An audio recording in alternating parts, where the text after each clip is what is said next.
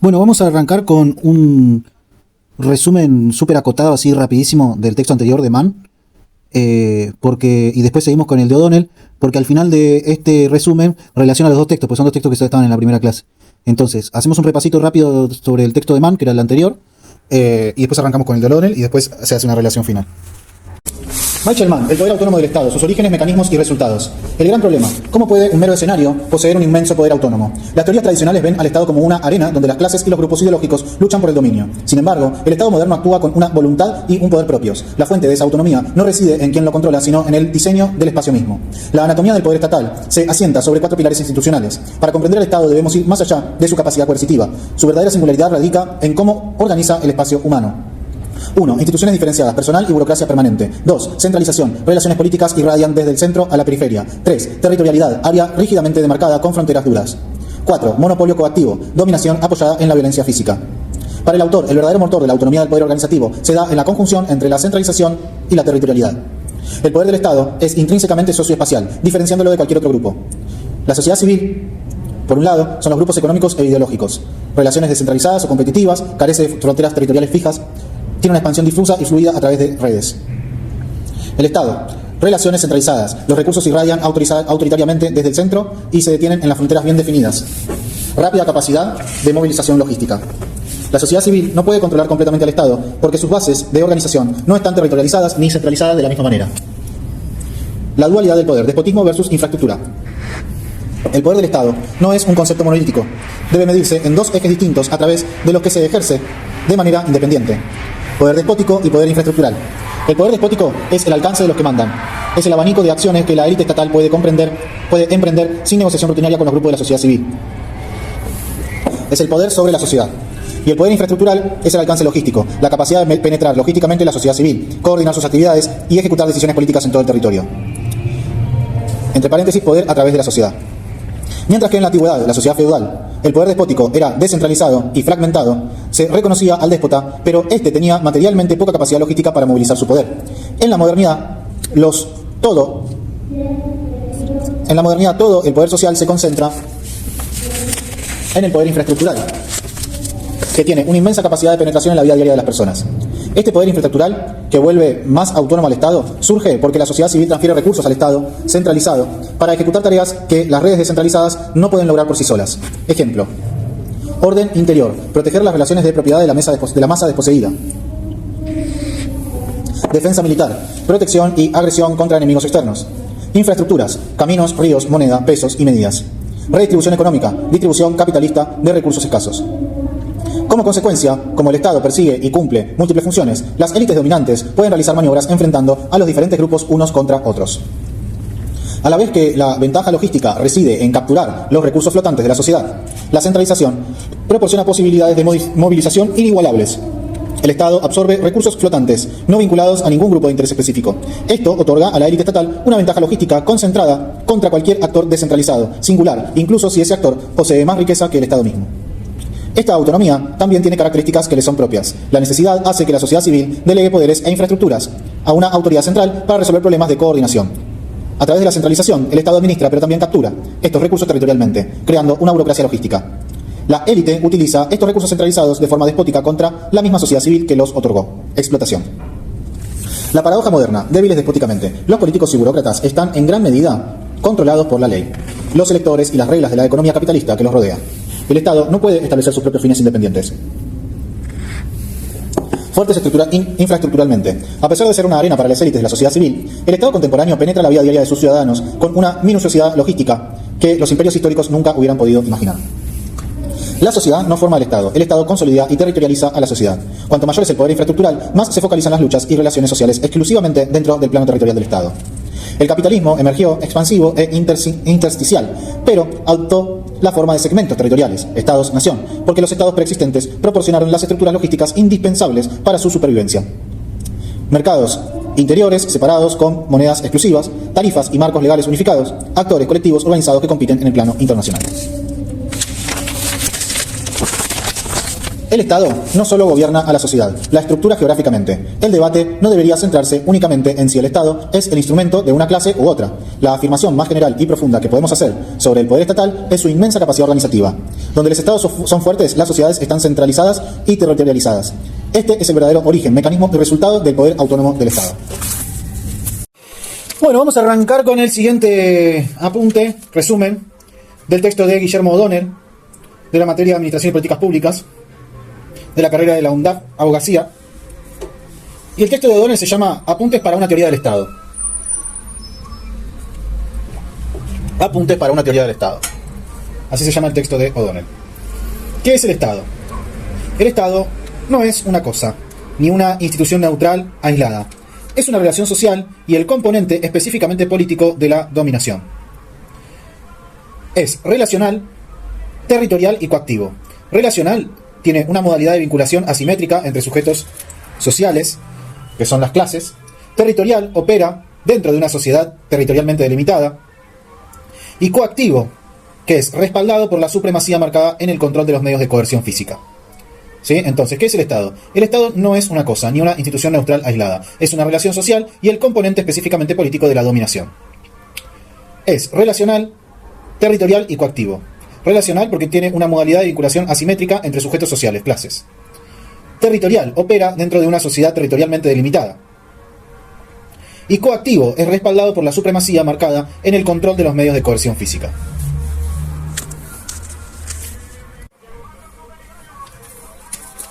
Entonces, seguimos con el texto de Guillermo O'Donnell, Apuntes para una teoría del Estado. ¿Qué es el Estado? El Estado no es una cosa, ni una institución neutral aislada. Es una relación social y el componente específicamente político de la dominación. Es relacional, una modalidad de vinculación asimétrica entre sujetos sociales, clases.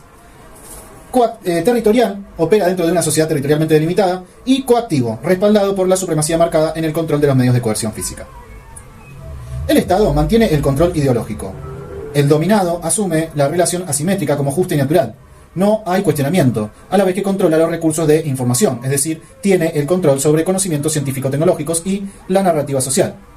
Por otra parte, gestiona los recursos económicos por medio de una coerción difusa.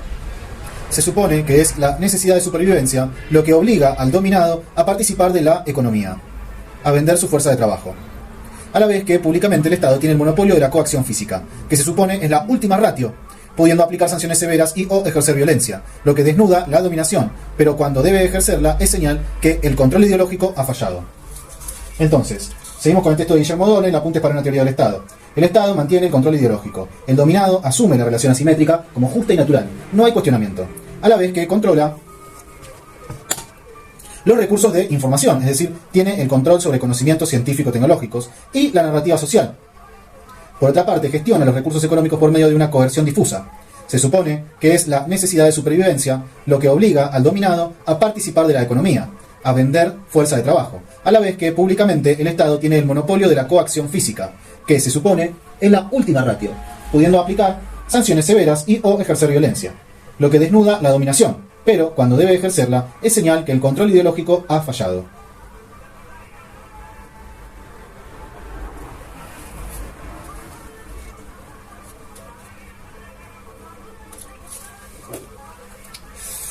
La especificidad de la sociedad capitalista.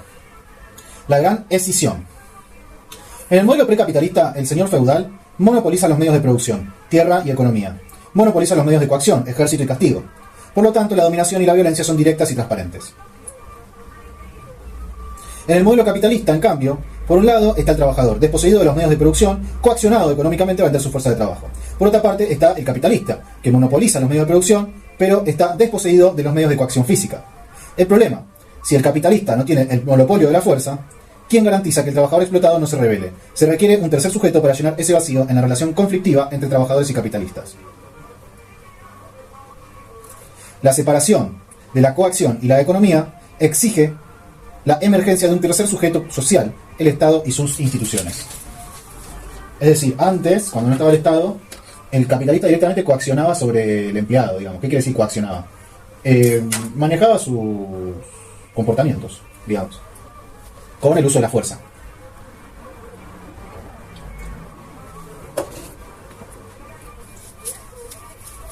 Eso pasaba en el modelo precapitalista, que sería el señor feudal, ¿no? Eso es lo previo al capitalismo. Y después en el modelo capitalista, por un lado está el trabajador desposeído de los medios de producción, coaccionado económicamente a vender su fuerza de trabajo. Coaccionado económicamente, no por la fuerza. En el precapitalista el señor feudal monopolizaba los medios de coacción, que sería el ejército y el castigo. Y por otra parte está el capitalista, que monopoliza los medios de producción, pero está desposeído de los medios de coacción física. ¿Sí? Ya no tiene los medios de coacción física. No te puede latigar, no te puede meter cana, nada. El problema, si el capitalista no tiene el monopolio de la fuerza, ¿quién garantiza que el trabajador explotado no se rebele? Se requiere un tercer sujeto, y ahí aparece el Estado, ¿no? Para llenar ese vacío en la relación conflictiva entre trabajadores y capitalistas. La separación de la coacción y la economía exige la emergencia de un tercer sujeto social, el Estado y sus instituciones. Entonces el Estado surge a partir de la separación de la coacción y la economía. O sea, de dejar de usar el uso de la fuerza para coaccionar a una persona. Existe la coacción económica, ¿no? O sea, si no trabajas no te pago, pero ya no estás como obligado a trabajar. Cuando pasa eso de la separación entre la coacción y la economía, existe la emergencia de un tercer sujeto social, que es el Estado y sus instituciones. Ahí surge el Estado. ¿Sí? Bien, seguimos con el texto de Guillermo O'Donnell, Apuntes para una teoría del Estado. El garante de la relación. El Estado concentra y objetiva los recursos coactivos. No respalda directamente al capitalista individual. Respalda y garantiza la relación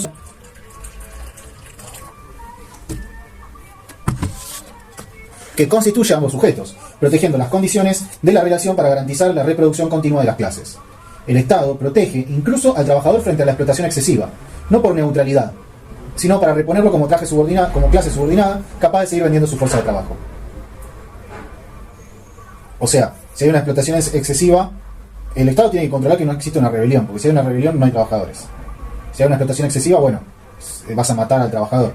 Vos tenés que lograr que ese trabajador se desarrolle, bueno, tenga hijos, y cuando sus hijos estén preparados, bueno, sí, ahí lo mandás a la mierda, ¿no? Esto pensando en la mente del capitalista. Ah, qué rico que está este té. Bien, entonces, el garante de la relación, seguimos con el texto de Guillermo O'Donnell, es el Estado. El Estado concentra y objetiva los recursos coactivos. No respalda directamente al capitalista individual. Concentra y objetiva los recursos coactivos. Es el garante de la relación entre el trabajador y el capitalista. No respalda directamente al capitalista individual. Respalda y garantiza la relación social que constituye a ambos sujetos. Eso es lo que le respalda. Respalda y garantiza la relación social que constituye a ambos sujetos, protegiendo las condiciones de la relación para garantizar la reproducción continua de las clases.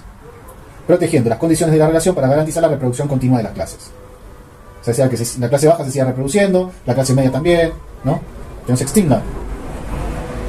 El Estado protege incluso al trabajador frente a la explotación excesiva, no por neutralidad, sino para reponerlo como clase subordinada capaz de seguir vendiendo su fuerza de trabajo. Y acá dice esto de no por neutralidad. O sea, según este texto, el Estado siempre es a favor del capitalista. El tema es que entiende de que si hay un exceso ahí, no se puede garantizar la reposición de ese trabajador que surge a partir del trabajo reproductivo, ¿no? Que sucede en las casas, que hacen las mujeres, en el caso de las familias más convencionales.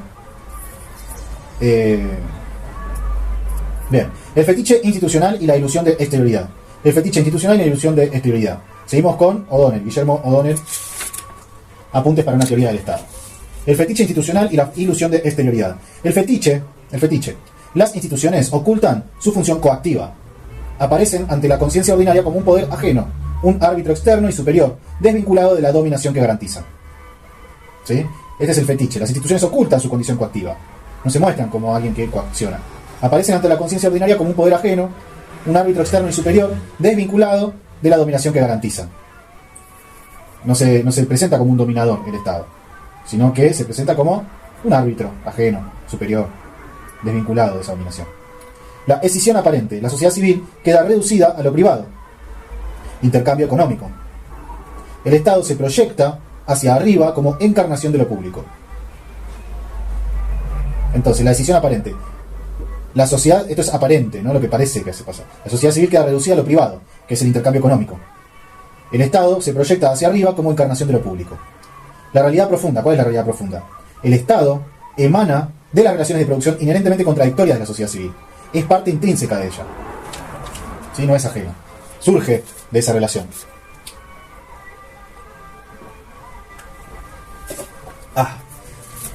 Bien, seguimos con Guillermo O'Donnell. Apuntes para una teoría del Estado.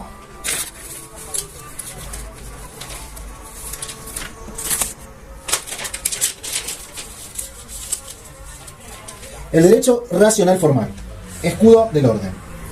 El derecho moderno codifica la dominación creando al sujeto jurídico, derecho racional formal. Lo presenta como un ente abstracto, despojado de su posición de clase, riqueza o poder real. Porque para que el capitalismo funcione, el trabajador y el capitalista deben aparecer en el mercado como sujetos iguales y libres, pactando un contrato de voluntades. De esta manera, al consagrar coactivamente la propiedad privada, el derecho fuerza al trabajador a vender su trabajo sin necesidad de coacción física directa. Sigamos de nuevo. El derecho racional formal, escudo del orden. El derecho moderno codifica la dominación creando al sujeto jurídico, derecho racional formal. Lo presenta como un ente abstracto, despojado de su posición de clase, riqueza o poder real. Porque para que el capitalismo funcione, el trabajador y el capitalista deben aparecer en el mercado como sujetos iguales y libres, pactando un contrato de voluntades. De esta manera, al consagrar coactivamente la propiedad privada, el derecho fuerza al trabajador a vender su fuerza de trabajo sin necesidad de coacción física directa. En ese proceso complejo e imbricado entre Estado y capitalismo, el Estado actúa como garante de la reproducción de las clases fundamentales, trabajadores, burguesías. Establece límites negativos a las consecuencias de las acciones de cada uno de esos grupos, y este tipo de intervenciones van variando en función de cada uno de los contextos. Esos límites negativos se cristalizan, se expresan en el derecho, las leyes y los contratos, y en ciertas estructuras burocráticas estatales. Hay una racionalidad acotada porque los distintos actores que componen una sociedad civil tienen una racionalidad acotada. Intervienen con una mirada más sectorial, es decir, respuesta a sus propios intereses. Y el Estado tiene una mirada más de conjunto. Entonces, seguimos con el texto de Guillermo O'Donnell, apuntes para una teoría del Estado. Dice que en este proceso complejo e imbricado entre Estado y capitalismo, el Estado actúa como garante de la reproducción de las clases fundamentales, trabajadores, burguesías. Establece límites negativos a las consecuencias de las acciones de cada uno de estos grupos. Y este tipo de intervenciones van variando en función de cada uno de los contextos. Esos límites negativos se cristalizan, expresan en el derecho, leyes y contratos y en ciertas estructuras burocráticas estatales. Hay una racionalidad acotada porque los distintos actores que componen una sociedad civil tienen una racionalidad acotada. Intervienen con una mirada más sectorial, es decir, respuesta a sus propios intereses, y el Estado tiene una mirada más de conjunto. Esto, en un Estado capitalista, y especialmente en un Estado de derecho, tiene la particularidad que parten del principio de igualdad ante la ley. Entonces, ahí O'Donnell incorpora el concepto de mediaciones. Porque el principio de igualdad ante la ley es un principio que rige en nuestra sociedad donde hay desigualdades que son de tipo estructurales. Entonces ahí es donde hay tres tipos de mediaciones que operan como mecanismos de legitimación de la acción del Estado y de su papel como componente político de la relación social de dominación. Entonces acá dice que hay mediaciones que surgen en el Estado capitalista. Si estamos en el texto de O'Donnell, ¿sí? ¿Y por qué surgen en el Estado capitalista y en el Estado de derecho, digamos? Tienen la particularidad que parten del principio de igualdad ante la ley. ¿Sí? En el Estado capitalista y el Estado de derecho tienen la particularidad de que parte del principio de igualdad ante la ley. Ahí aparecen las mediaciones. Porque el principio de igualdad ante la ley es un principio que rige en nuestra sociedad donde hay desigualdades, que son de tipo estructurales. Entonces ahí es donde hay tres tipos de mediaciones que operan como mecanismos de legitimación de la acción del Estado y su papel como componente político de la relación social de dominación. La primera mediación es la que supone el concepto de ciudadanía. La ciudadanía, entendida como la que contiene o supone la igualdad ante la ley, es el derecho que tenemos todas las personas que habitamos en una determinada sociedad. Mann agregaría que es una sociedad territorializada y organizada de manera centralizada. A elegir y ser elegidos para representar en los espacios de representación política. Esa igualdad ante la ley se entiende como igualdad formal en un contexto de desigualdad estructural. Por ejemplo, el voto de cualquiera de nosotros vale lo mismo que el voto de un presidente. Entonces, la primera mediación es la que supone el concepto de ciudadanía. Ciudadanía entendida como la que contiene o supone la igualdad ante la ley. Es el derecho que tenemos todas las personas que habitamos en una determinada sociedad a elegir y ser elegidos para representar en los espacios de representación política. esa igualdad ante la ley se entiende como igualdad formal, en un contexto de desigualdad estructural. Ejemplo, el voto de cualquiera de nosotros vale lo mismo que el voto del presidente. La segunda mediación es la idea de nación. La segunda mediación es la idea de nación. Idea de una identidad y una cohesión desde el punto de vista territorial, cuando está ligada a un Estado. La idea de nación otorga legitimidad al Estado porque está ligada a la conformación de una identidad nacional. Entonces, la segunda mediación es la idea de nación. Idea de una identidad y una cohesión desde el punto de vista territorial, cuando está ligada a un Estado. La idea de nación otorga legitimidad al Estado porque está ligada a la conformación de una identidad nacional. La tercera mediación es la idea de pueblo. Para O'Donnell, esta es la más disruptiva porque puede incorporar aspectos reivindicativos. Es una idea que puede también dar cuenta de lo popular, que pueden remitir a aspectos más estructurales de esos dos grupos. Y en ese sentido, le puede imprimir a ese Estado capitalista una idea determinada de direccionalidad. ¿Sí? Entonces tenemos las tres mediaciones son la ciudadanía, la nación y el pueblo. ¿Sí? La ciudadanía, el voto de cualquiera de nosotros vale lo mismo que el voto del presidente. Hay una igualdad formal ante la desigualdad estructural. La segunda mediación es la nación, que es la idea de identidad y una cohesión desde el punto de vista territorial del Estado, ligada al Estado. Y la tercera mediación es la idea de pueblo, que es también esa identidad o aspectos reivindicativos que pueden remitir a aspectos más estructurales de esos dos grupos. Y en ese sentido le puede imprimir al Estado capitalista una idea determinada de direccionalidad. Yo lo creo como, bueno, tenemos la nacionalidad argentina, ¿no? Todo lo que vos quieras, pero por otro lado está la impronta de derechos humanos que tenemos como pueblo, que le da determinada direccionalidad al Estado en las decisiones que tiene que tomar, ¿no? Bien. Entonces, seguimos con O'Donnell, ¿sí? Y estamos terminando ya. O'Donnell, apuntes para una teoría del Estado. A modo de síntesis entre los dos primeros textos, entre Mann y O'Donnell, los dos autores intentan, o sea, este es el video anterior con el de ahora. Lo relaciona porque estos dos textos fueron dados en la primera clase, en una clase, ¿no? Entonces tienen que ver con uno con el otro. Los dos hablan del Estado. A modo de síntesis entre los dos primeros textos, Mann y O'Donnell, los dos autores intentan desarrollar una conceptualización acerca de qué es el Estado y qué herramientas tiene el Estado para desarrollar sus tareas fundamentales en relación con la sociedad civil. Si para Mann el Estado tiene un principio de autonomía en relación con la sociedad civil, y es ese principio de autonomía lo que le otorga un lugar fundamental para organizar una sociedad territorializada de manera centralizada, y lo hace a través de esas dos formas de poder, despótico e infraestructural, que son dos dimensiones que en diferentes proporciones están presentes en las múltiples formas de estados que existieron a lo largo de la historia. Precisamente por ese principio de autonomía en la que el Estado se constituye como la arena, el escenario en la que los distintos grupos que componen una sociedad entran en conflicto, dirimen sus disputas, reconocen y construyen un acuerdo o no sobre hacia dónde ir, el Estado es algo distinto de la sociedad, no es el reflejo de la sociedad, no es el resultado de lo que la sociedad hace. El Estado es la arena donde la sociedad resuelve sus disputas, porque, antes que nada, es autónomo. Y para O'Donnell, el Estado ya es parte de una relación social más compleja, y si bien el autor no es tan enfático en cuanto a la necesidad de hablar de autonomía, sí reconoce un rol específico en cuanto al Estado como componente político de esa relación social de dominación, y cómo en el desarrollo de ese rol el Estado interviene específicamente en la reproducción de los sectores sujetos que componen esta sociedad. En este texto, O'Donnell sienta las bases como para poder utilizar esas herramientas conceptuales para analizar el modo en el que el Estado desarrolla esa tarea en diferentes contextos. En ambos autores hay dos principios. Uno, cómo se va desarrollando esa relación entre Estado y sociedad civil. Ahí hay una relación que es dialéctica, que es íntima entre esas dos dimensiones, Estado y sociedad civil, y es dinámica. Y, en algún sentido, ambos sostienen que esa relación se cristaliza en la administración de las políticas públicas. La política estatal es el modelo en que se materializa esa relación entre el Estado y la sociedad. Sí, entonces, a modo de síntesis entre los dos primeros textos, los dos autores intentan desarrollar una conceptualización acerca de qué es el Estado y qué herramientas tiene el Estado para desarrollar sus tareas fundamentales en relación con la sociedad civil.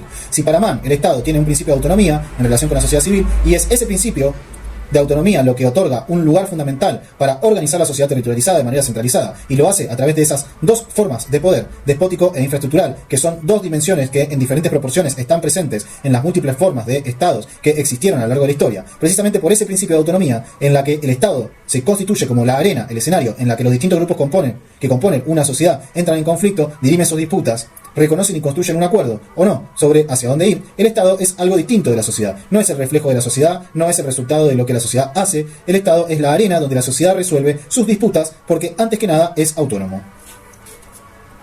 Para O'Donnell, el Estado ya es parte de una relación social más compleja, y si bien el autor no es tan enfático en cuanto a la necesidad de hablar de autonomía, sí reconoce un rol específico en cuanto al Estado como componente político de esa relación social de dominación, y cómo en el desarrollo de ese rol el Estado interviene específicamente en la reproducción de los sectores, sujetos, que componen esa sociedad. En este texto, O'Donnell sienta las bases como para poder utilizar esas herramientas conceptuales para analizar el modo en el que el Estado desarrolla esa tarea en diferentes contextos. En ambos autores hay dos principios. Uno, cómo se va desarrollando esa relación entre el Estado y la sociedad civil. Hay una relación que es dialéctica, que es íntima, entre esas dos dimensiones, Estado y sociedad civil, y es dinámica. Y, en algún sentido, ambos sostienen que esa relación se cristaliza en la administración de las políticas públicas. La política estatal es el modo en que se materializa esa relación entre el Estado y la sociedad.